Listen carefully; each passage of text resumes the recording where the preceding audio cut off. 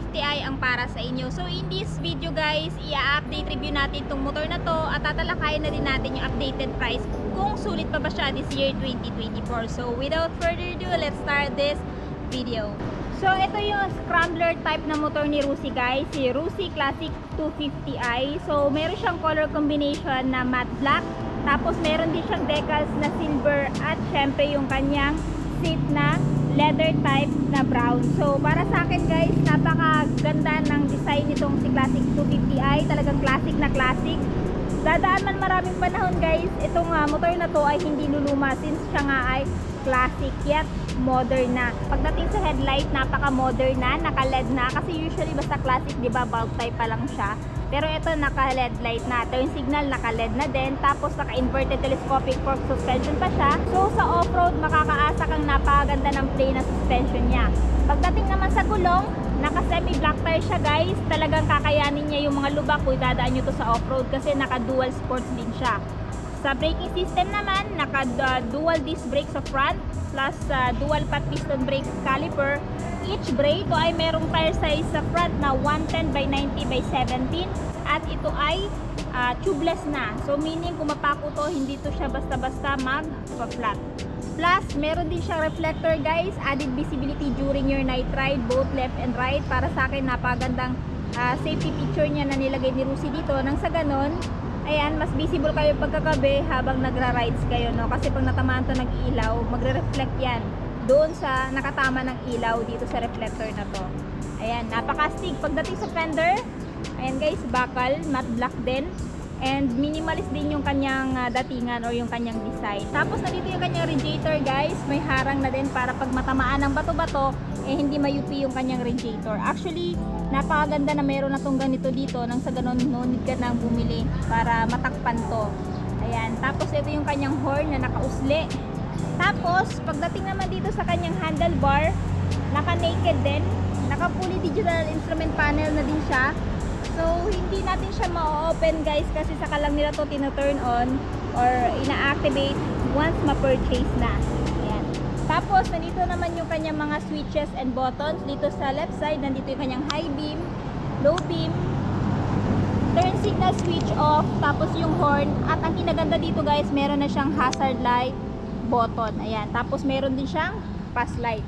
Sa levers naman, ayan, matte black, both left and right. Ayan.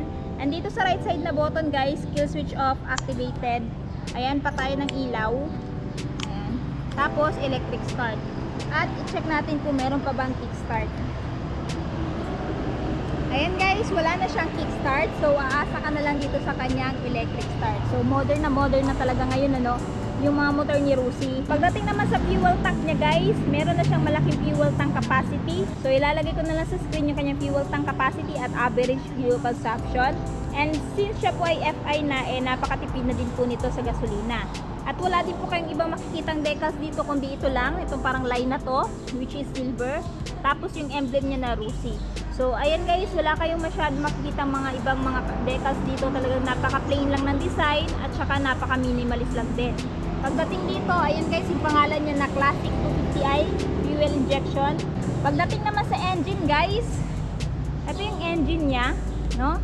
So, ayan po sa screen yung kanyang specs pagdating sa kanyang engine. Footbrake ng driver, yung cambia, siya po ay naka manual transmission, side stand, center stand, hindi pa rin naman tinanggal. Tapos, nandito yung footpeg ng angkas. Ayan. And ang nagustuhan ko din dito guys, pagdating sa suspension sa likod, naka dual shock absorber na siya, plus naka subtank na rin. Ayan o, brown. So yung kulay na subtank niya guys, same dito sa kulay ng kanyang seat na brown din, no? So balik tayo pala tayo dito. Pagdating sa seat, naka leather siya guys, talagang classic na classic yung itsura. Naka ano na din yan, naka stitches na din yan. So talagang premium na premium looks.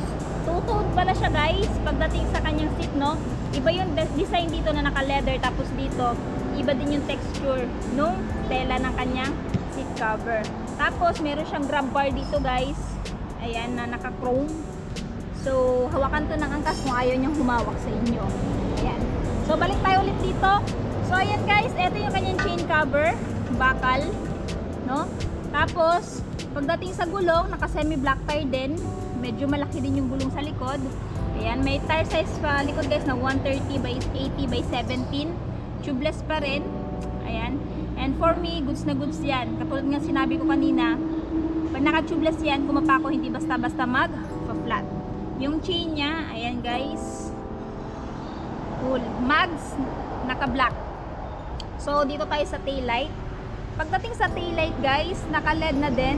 Turn signal, naka-LED na din. Tapos, naka-reflector na din dito for added visibility during your night light pa rin, no?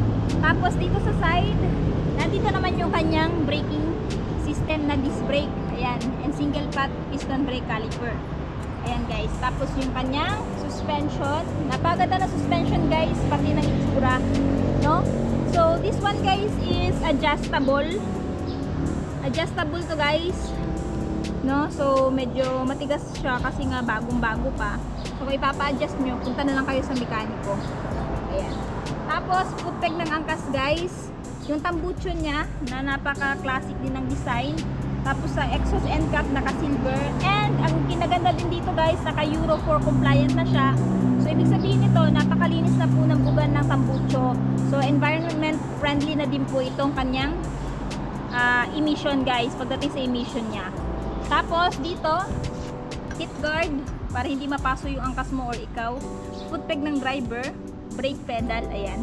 Tapos din sa kabila, mayroon din siyang emblem dito na Classic 250i. Ayan, fuel injection. Tapos dito naman sa kanyang makina, pag magpapa-change oil kayo, kailangan nyo po ng 1.3 liters oil. Ayan, para palitan yung oil na nandito. So, ayan guys, yung kanyang itsura pagdating sa design sa makina. Tapos dito, yung kanyang wheel.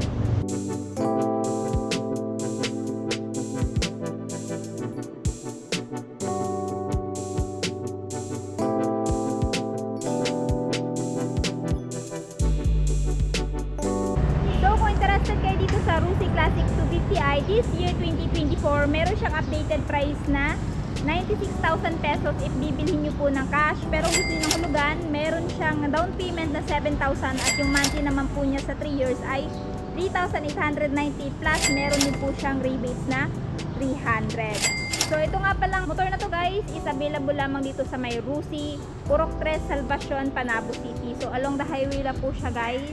Ayan, makikita nyo po yung store nila. Pagdadaan kayo dito sa may Carmen papuntang Panabo or Panabo papuntang Carmen. Ayan, napakalaki po ng store nila dito. So, ano yung masasabi nyo dito sa motor na to guys? Sulit ba siya this year 2024? I-comment nyo nga sa baba at kung halimbawa i-upgrade to ng Rusi, ano yung gusto nyong upgrade na gagawin ni Rusi dito? I-comment nyo na din sa baba. At syempre kung bago pa lang kayo sa channel ko at hindi pa nakapag-subscribe, huwag kalimutan mag-subscribe para ma-notify kayo once may bago tayong upload. So yun guys, hanggang dito na muna tayo. Ride safe and peace out!